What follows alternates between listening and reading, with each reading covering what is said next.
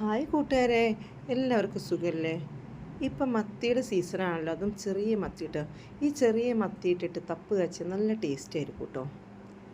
ചെറിയ മത്തി നന്നായി കഴുകിയിട്ട് നല്ല വരഞ്ഞെടുക്കുക. അതിന് ശേഷം ഇതാ ചെറിയൊരു കഷ്ണം ഇഞ്ചി, ചെറിയുള്ളി, വെളുത്തുള്ളി എല്ലാം കൂടെ ചേർത്തിട്ട് കുരുമുളക് പൊടി, അതുപോലെ പുളിയുടെ ഇല ചേർത്തു കേട്ടോ. അത് കിട്ടാത്തവർക്ക് കുറച്ച് പുളി ചേർത്തിയാലും മതി. എന്നിട്ട് ഇതാ കുറച്ച് മഞ്ഞൾപ്പൊടിയും കൂടെ ആഡ് ചെയ്തിട്ട് നന്നായി മിക്സ് ചെയ്യട്ടോ. എന്നിട്ട് അടി പരന്ന് ഒരു മൺചട്ടി എടുക്കുക, അതിലേക്ക് വാഴയില വയ്ക്കുക. അതിനുശേഷം മത്തി ഇങ്ങനെ അടുക്കി അടുക്കി വെച്ച് കൊടുക്കുക. ഇതാ കണ്ടോ, അതിൻ്റെ മുകളിൽ കുറച്ച് വെളിച്ചെണ്ണയും തൂവി കൊടുക്കണം, കുറച്ച് കറിവേപ്പിലയും കൂടി ഇട്ട് കേട്ടോ.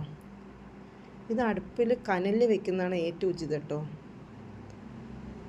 കനലിൽ വെച്ച് മുകളിലും കനലിൽ വെച്ച് വേവിക്കുമ്പോഴാണ് അത് നല്ല ടേസ്റ്റ് ഉണ്ടാവുക.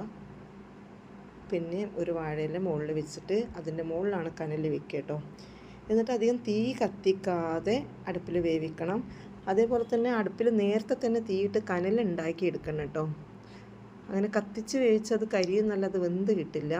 ഇങ്ങനെ കനലിൽ കുറേ സമയം കിടന്ന് വേവണം കേട്ടോ.